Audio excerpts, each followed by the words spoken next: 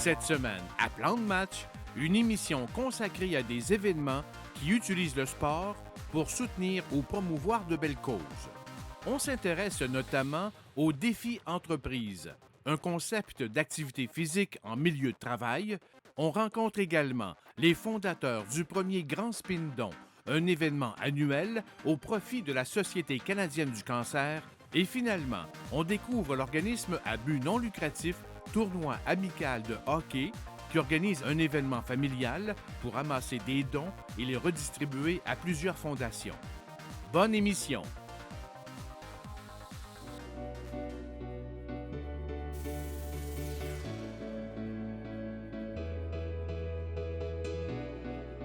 Avant de commencer l'entreprise, moi j'ai fait un voyage là, en Europe, puis en France, puis en Allemagne. Puis en Allemagne, il y avait quelque chose qui existait, c'était des courses pour les entreprises. Puis là, chaque entreprise, en Allemagne, il y a des grandes entreprises. Là. Puis ça faisait un très gros événement. Puis là, moi, j'ai voulu reprendre ce concept-là. Puis vu que j'avais fait un bac en kinésiologie, en études de l'activité physique, là, j'ai décidé de rajouter le principe d'entraînement précédant l'événement. Puis en même temps, ça m'aidait aussi à avoir des entreprises qui adhèrent au défi parce qu'en 2010, il y avait moins de monde qui court que maintenant. Puis il fallait préparer les gens parce qu'il y avait pas autant de personnes qui couraient. Le défi entreprise est un programme d'activité physique simple en 3 étapes. Il y a tout d'abord la conférence dans les entreprises participantes, suivie de 12 semaines d'entraînement. Et à la dernière étape, le grand événement final, les participants relèvent le défi qu'ils se sont fixés, soit de marcher ou de courir les 5 ou les 10 kilomètres. Tous nos événements, en fait, ont grossi là, dans les dernières années. Par exemple, le défi entreprise, il est passé. La première édition s'est déroulée en 2011. Là. On a parti de la compagnie en 2010, puis l'événement s'est déroulé en 2011. En 2011, on avait 400 participants avec une vingtaine d'entreprises participantes. Puis là, l'an dernier, là, en 2015, on avait, au total, pour toute la province de Québec, là, on avait 300 entreprises puis plus de 10 000 participants. Fait que ça a pris beaucoup d'ampleur. Pourquoi ça fonctionne, le défi entreprise, puis pourquoi les gens augmentent la quantité d'activité physique qu'ils font, c'est que pour s'inscrire au défi entreprise puis avoir accès au programme d'entraînement, il faut absolument s'engager dans un objectif. Puis ça, pour moi, là, c'est primordial. La raison qui fait qu'on se rend au bout des choses, c'est parce qu'il y a un objectif clair, qui est bien défini, qui est fixé dans le temps. T'sais, quand on dit un bon objectif, c'est un objectif SMART, là, spécifique, mesurable, attirant, réalisable, puis fixé dans le temps. De s'engager dans un événement comme le défi entreprise, ça correspond à toutes ces caractéristiques-là, puis ça fait que c'est très motivant. L'autre chose, c'est que quand je m'engage moi, c'est déjà bien. Sauf que quand je m'engage dans le défi entreprise, je m'engage envers aussi mes collègues. Fait qu'il y a d'autres personnes qui vérifient un peu si je m'entraîne, si je me prépare, si je vais être prêt à temps, puis si je réussis mon défi. Fait qu'il y a une certaine pression sociale qui est positive. On propose la marche puis la course depuis la première année. Puis on a toujours trouvé ça très important de proposer les deux parce que dans le fond, nous, notre mission, c'est d'aider les gens à devenir plus actifs. Puis devenir plus actif, là, oui, ça peut vouloir dire, mettons, de passer de courir 5 km à courir 10 km. Tu deviens plus actif quand tu réussis à faire ça. Mais en même temps, ça peut vouloir dire de passer de rien faire à marcher 5 km. Dans le fond, tu passes de la sédentarité ou à marcher 5 km. Puis en fait, les gens qui ont le plus de bénéfices sur leur santé, c'est ces gens-là. En fait, la mission du défi entreprise, c'est pas de créer des super athlètes, c'est d'aider les gens à améliorer leur qualité de vie.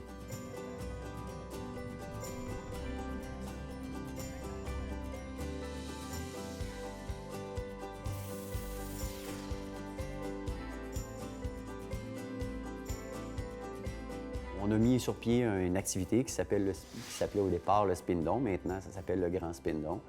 Le Spin-Don a été mis en place il y a déjà, 7 ans. C'était pour amener nos gens à bouger. Donc, les gens qui s'entraînent ici, on voulait trouver une activité pour les motiver à bouger encore plus. Puis, on s'est dit, tiens, on va faire une activité vélo, c'est accessible à tous. Puis, tant qu'à le faire, on s'est dit par le fait même, pourquoi pas s'associer à une cause. On n'avait aucune cause au départ, puis de précise. Puis, on s'est dit, tiens, Linda, qui travaille avec moi depuis toutes ces années-là, qui est entraîneur ici, a lutté contre un cancer, le cancer du sein. Puis on s'est dit, bien, pourquoi pas? On va donner ça à un organisme qui ramasse des sous pour le cancer. En fait, la cause du Spindon, l'événement du Spindon en soi, ça part de moi, quand j'ai eu un cancer et tout ça. Sans la recherche, moi, je ne serais pas en vie. Il me restait 6 mois à vivre. Moi. Puis ils m'ont dit, bien, Linda, on a un protocole qui vient de sortir. J'étais dans la recherche, moi, à l'hôpital Saint-Sacrement. Puis ils m'ont dit, on peut l'essayer sur toi. Ça fonctionne ou ça fonctionne pas. Qu'est-ce que tu choisis? Je souhaitais clair. Je dis, pourquoi pas? On va essayer, puis garde. Pour l'instant, tout va bien. Oui, je peux me croiser les doigts. Ça fait 10 ans cette année là, que je suis en rémission. On espérait, avec notre premier événement, d'aller chercher une vingtaine de personnes, puis dire, bien, on va peut-être ramasser 200 $, puis on pourra verser à la société. Le premier événement en soi, on est allé chercher tout près de 200 personnes, puis on a ramassé tout près de 6 000 $. Donc, ça a fait comme « wow ». On était épatés du montant qu'on avait ramassé. On a structuré plus l'événement, on a ciblé plus de monde, on est allé chercher des commanditaires, toujours dans le but d'essayer de battre un petit peu notre record. Donc 6 000, on essaie de ramasser 10 000. C'était un petit peu utopique parce que c'était beaucoup. On est un petit gym, on roule avec 1200 membres ici. Les gens venaient ici en gang, on formait des groupes au départ. Donc, c'était une équipe de travail de telle entreprise qui arrivait ici 15-20. Pour eux, c'était à quelque part un genre de petit social, un party. Ça allait tout manger après l'événement ensemble. Donc, on a essayé d'axer beaucoup là-dessus, que ce soit plaisant, que ce soit amusant, que les gens aient du plaisir à venir. Parce que, oui, ils faisaient un effort de 45 minutes, 1 heure intense. Il y a des gens qui y participaient qui, pour eux, l'activité physique n'avaient plus ou moins jamais fait. Donc, pour eux, venir ici, c'était peut-être pénible, mais ils le faisaient en disant, bien, les gens qui ont des traitements, ils souffrent plus que moi présentement. Les gens venaient à moi, venaient à nous autres, d'eux-mêmes. Je te dirais, je suis pas une fille qui aime beaucoup, je te dirais, entre parenthèses, têter les gens, mais pour cette cause-là, j'avais pas misère à le faire. Ça venait tout seul. Je disais, bien, regarde, ça te dérange-tu? As-tu du temps? Bien, telle personne, toi, tu le connais, moi, moins. Tu peux-tu faire? Nanana. C'est de me faire une liste, puis de me fier à ça, puis de m'en aller, bien, regarde, go, tu y vas. Tu demandes, dans le pire, ils disent non. C'est tout. Puis on a le droit. Il y a plein de monde, ils sont tellement sollicités, les gens. Il y a un peu d'engouement par rapport à l'activité physique, par rapport à des défis. Donc, il fallait dire aux gens, bien, venez relever le défi. Mais il fallait rendre ça également accessible. Au départ, c'était l'idée de performance, de pousser un peu, faire des équipes. Par la suite, on s'est dit, bien, pour réunir monsieur, madame, tout le monde, aller chercher plus de gens possible, on va s'arranger pour que l'activité soit plus accessible. Donc oui, la madame qui avait 80 ans, qui voulait venir pédaler à 1 heure, elle pouvait faire partie d'une équipe ou venir seule. Puis on lui disait, bien, vous pouvez rester assis tout le long. Vous pouvez mettre la charge que vous voulez, vous pouvez pédaler à la vitesse que vous voulez. Donc c'était très accessible. Donc, c'est ce qui a fait un petit peu le succès de cette activité-là comme telle aussi. Depuis sa fondation en 2009 jusqu'à sa dernière édition en 2015, le Grand Spindon a amassé plus de 330 000 $ pour la Société canadienne du cancer.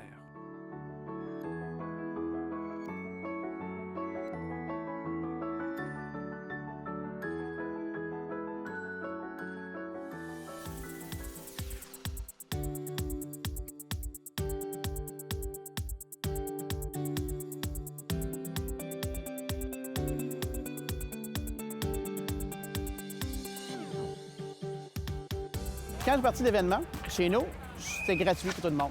Deuxième édition, aussi, c'était gratuit pour les gens. Puis je me suis dit, ça fonctionne, pour aider son prochain. Je me suis dit, on va mettre un frais d'inscription qu'on va remettre aux fondations. Fait que la troisième édition s'associe avec la Fondation d'Apollon en Seine-Lorette. Ça a bien été, 3 500 $ qu'on a remis. Je me suis dit, ça grandit encore. On va s'associer à une deuxième fondation qui est Renault Jouet, et ainsi de suite. Là, on est rendu avec Cité Joie maintenant. Fait qu'on est rendu avec 3 belles fondations. Puis de la manière qu'on s'enligne cette année, on va aller entre 10 et 15 000 $ qu'on va remettre à ces fondations-là. Imagine pour une journée de temps, puis nous, c'est une association que j'ai créée, fait que c'est juste du monde bénévole. On donne de notre temps, on a une passion, on a des familles, puis comme on dit l'expression, donner au suivant. Fait que comme je disais, chaque année, il faut que les équipes reviennent. Si c'est pas d'équipe, on peut pas faire l'événement. Le but est basé sur le tournoi amical de hockey, c'est une journée de hockey, Watson. Et les équipes qui viennent jouer aujourd'hui, les 38 équipes que je vous dis qui jouent aujourd'hui, à 100 % leur argent est remis aux fondations. Fait calculer 38 équipes, en moyenne, on a 7 200 $ qu'on a remis déjà en partant aux équipes. Toutes les collaborateurs personnels, au niveau de la nourriture, tout est donné. Les hot dogs et hamburgers remis gratuitement. Fait qu'à cause grâce à eux, qu'est-ce qui va être vendu aujourd'hui sur le site, on va remettre aux fondations. On ne peut pas demander mieux que ça. C'est le genre d'événement qui nous tient beaucoup à cœur, là, surtout quand c'est les jeunes qui sont impliqués. Puis nous, ce qu'on aime aussi via la mixologie, c'est qu'on montre de plus en plus à quel point les kids aiment ça. Les kids trippent, ils prennent des petits pots maçons, ils mettent une coupe de jus d'agrumes, des sirops de mûres, ils commencent à shaker ça. Et il y a une fascination des enfants pour ces espèces de mix-là. Fait qu'on le prend vraiment pas avec sérieux, puis on veut vraiment, comme l'événement ici, le tournoi amical, tu vois, il fait beau. Il y a du monde, il y a des familles, donc on montre un peu que cet art-là, on peut le faire en s'amusant. On veut toujours plus. Plus qu'on leur donne, on donne beaucoup de temps, on donne beaucoup d'énergie. Comme c'est du bénévole, on fait ça les soirées, les fins de semaine. On est tous des amis. On est 6 personnes qui ont des amis, on est tous dans l'âge de 20-30 ans. Puis, comme on s'est dit, on veut aider notre prochain. On a un événement qui est là pour ça. Oui, j'ai parti ça chez nous il y a 7 ans dans ma cour, mais si j'ai pas une équipe, on peut pas grandir autant comme vous pouvez voir aujourd'hui.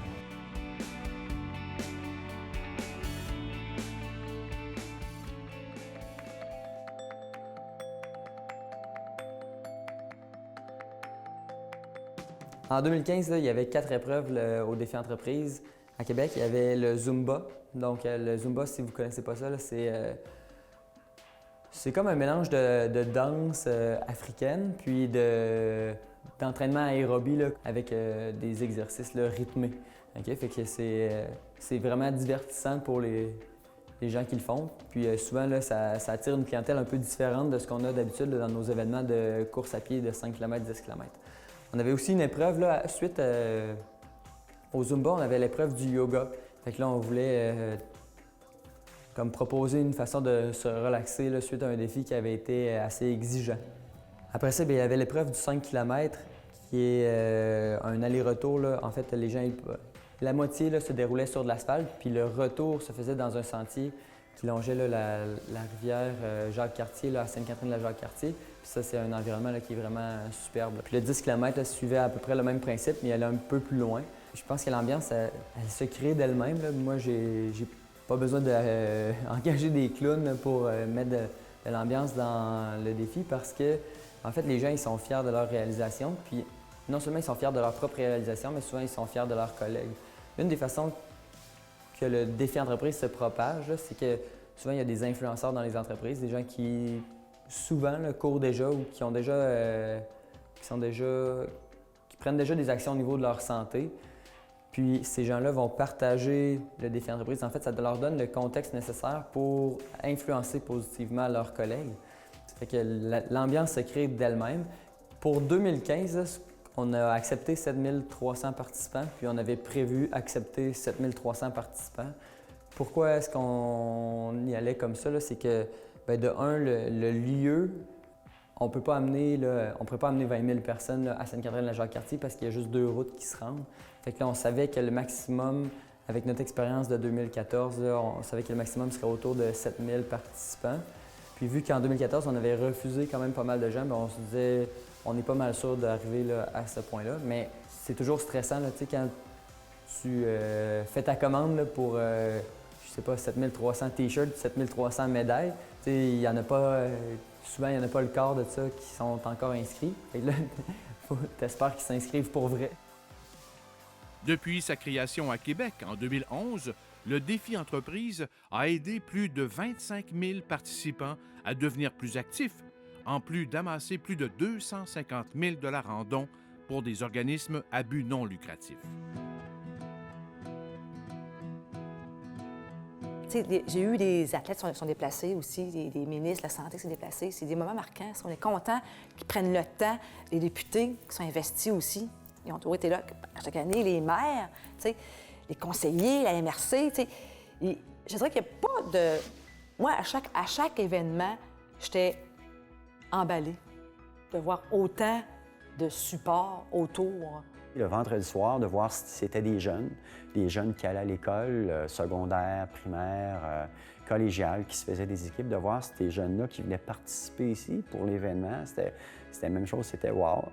L'activité du dimanche matin où c'était un défi de performance où les gens avaient à pédaler en équipe de 4 pendant 3 heures. Et ils se relayaient, puis c'est l'équipe qui avait accumulé le plus de kilométrage avec des wattages le plus élevés. Donc, c'est des gens qui se donnaient, qui sont sortis ici au bout de 3 heures, brûlés, vidés totalement, mais il y avait une ambiance ici. C'est difficile de cibler des équipes ou des heures précises que des gros montants.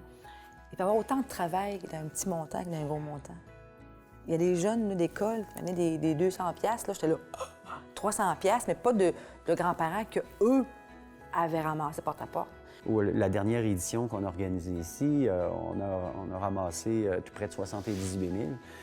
Donc, on s'entend que plus que les montants augmentent, plus on veut plus que ça prend de commanditaires, plus que ça prend de sensibilisation auprès des gens à s'impliquer, former des équipes. Donc, derrière ça, il y a une équipe. Derrière ça, il y a beaucoup de travail pour amener 600, 800 personnes à venir pédaler ici une fin de semaine. Ce que je retiens de tout ça, c'est le côté humain de l'événement, plus. Je suis une fille qui est très chaleureuse, je ne me le cache pas. J'aime beaucoup les gens, j'aime beaucoup le monde. J'aime les rassemblements, j'aime avoir du fun aussi. Puis je trouvais que l'événement en soi combinait les deux. Alors, s'amuser, avoir du plaisir, tout en ayant en tête que la cause n'est pas toujours drôle, tu sais. Mais avoir du plaisir, on se l'argent en gang, s'épauler, serrer les coudes, puis dire, regarde, on ramasse, on sue pour une bonne cause.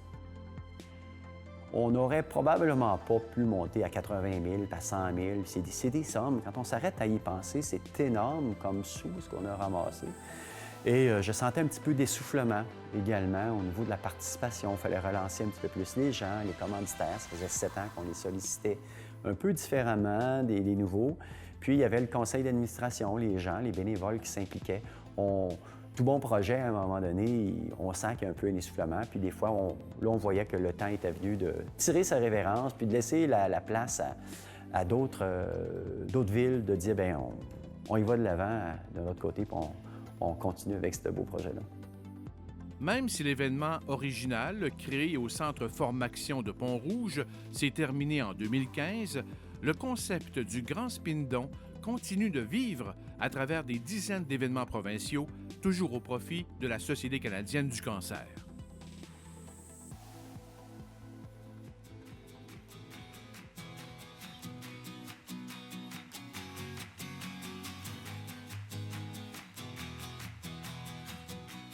C'est drôle, quand j'ai parti de l'événement, j'ai joué la première édition, la deuxième édition, mais plus que ça grandit, je peux plus jouer malheureusement. Mais c'est pas grave, c'est pour une bonne cause, parce que quand je vois le monde s'amuser, avoir du plaisir, c'est vraiment une belle journée familiale. En plus, on a création mascotte, vous avez vu les mascottes aujourd'hui qui se promenaient. C'est basé vraiment sur la famille. Bien là, pour les 7 ans, pour la 7e année, on a amené la mixologie dans la place. Fait que là, il n'y a plus juste des hot dogs, puis de la bière, puis de l'orangeade.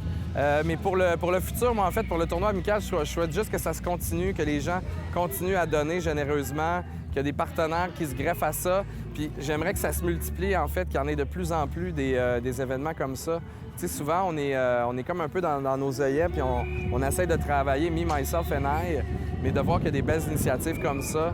Moi, j'en prendrai à toutes les semaines, puis je viendrai co-présider à toutes les semaines, venir faire déguster des cocktails avec plaisir, vraiment. En plus, c'est pas dans Cinerette qu'on remet de l'argent. C'est grâce à eux qu'on peut avoir l'événement aussi, parce que hier soir, on était 40 étudiants de la polyvalente, des joueurs de hockey qui étaient là sur le site avec les parents, des aides, pour monter l'événement.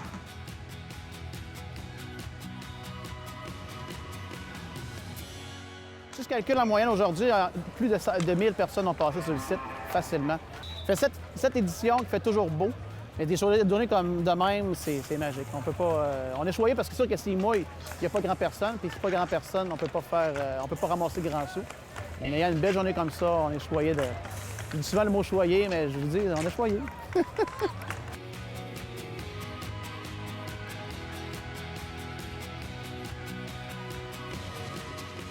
En 2016, le tournoi amical de hockey en sera à sa 8e édition. Il y a une différence pour moi entre faire de l'activité physique puis rester actif. Ça, j'ai réussi bien. Puis la pratique sportive, dans le fond, c'est S'entraîner dans le but de performer, puis dans un objectif de compétition avec d'autres personnes, ça, c'est autre chose. J'ai fait de la compétition en badminton pendant longtemps. Après ça, j'ai fait aussi... Maintenant, je fais de la course à pied, puis ça fait environ, je vous dirais, une dizaine d'années là, que je pratique la course à pied. Mon dernier marathon remonte à 2012, puis mon dernier bon marathon, là, où est-ce que j'ai été en forme, c'est à l'automne 2011. J'ai délaissé un peu l'entraînement à un haut niveau pour me consacrer plus à ma vie professionnelle puis ma vie familiale. Par contre, ben, je reste en forme chaque jour, chaque matin, chaque soir, là, je viens travailler en courant. Présentement, j'ai pas de difficulté, mettons, à trouver le temps pour m'entraîner. Ce qui est difficile, c'est que pour s'entraîner à un haut niveau, ben, il faut comme être reposé au niveau mental, ce qui est difficile quand on est en train de... Quand on organise des événements. J'avais de la facilité, là, disons, à l'école. Puis d'organiser des événements, là, ça me demande tout mon petit change, on dirait. Fait que, c'est ça, c'est vraiment la disponibilité mentale et non la disponibilité là, de temps. Là, je suis sur une lancée, je dirais. Okay? Depuis août 2015, là, mon entraînement va de mieux en mieux. Puis j'ai réussi à bien gérer là, les derniers événements. Fait que là, mon niveau de forme progresse. Là. Il a régressé pendant quelques années. Puis là, ben, je suis en train là, de progresser vers, espérons-le, des nouveaux sommets. Mais mon objectif, là, c'est de participer au Marathon de Toronto là, à l'automne 2016. Très actif dans le milieu de la course, il est possible de suivre Daniel Rioux et lire ses nombreux articles et conseils sur le sujet sur le site web courseapied.ca.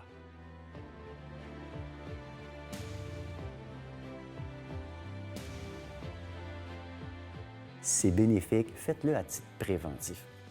C'est le message qu'on passait, c'est le message que j'ai voulu livrer ici avec le ministre de la Santé, de dire, bien oui, pour la société, si on opte toujours pour le curatif, on s'en sortira jamais. Donc, si on essaie d'amener les gens à bouger à titre préventif, on diminue les coûts de beaucoup. Donc, c'était le gros du message. Oui, il y avait le propriétaire, mais il y avait le professionnel que je suis derrière tout ça, qui promouvoit l'activité physique et son importance depuis 35 ans. C'est oser dans la vie. Tu as des bonnes idées, bien, sors-les, émets-les, véhicule-les, parle-en. Ça peut faire une boule de neige comme le Spindon a fait au Québec. Puis on est fiers de ce qu'on a fait. Le gym ici, Mario, moi, le comité, les participants, les donateurs, les commanditaires.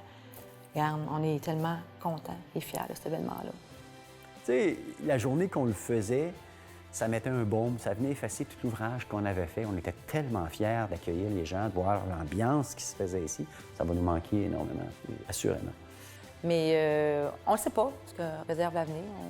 Je ne sais pas ce qui peut arriver. On peut créer un Spindon dans 10 ans, avoir un regain, avoir un ennui terrible de pourquoi pas une journée, une année, on dit ben, bang, on en fait un autre, pourquoi pas. Moi, je dis pas non à ça. Non.